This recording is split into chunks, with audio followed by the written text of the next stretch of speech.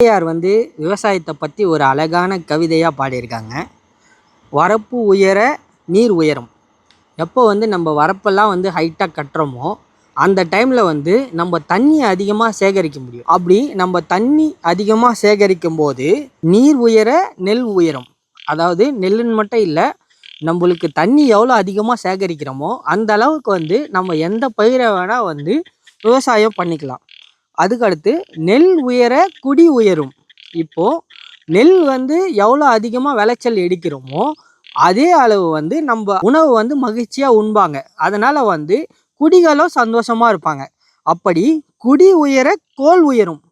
அதாவது மக்கள் எல்லாம் சந்தோஷமாக இருந்தாங்கன்னா அந்த ஆட்சியாளரும் சந்தோஷமாக இருப்பாங்க.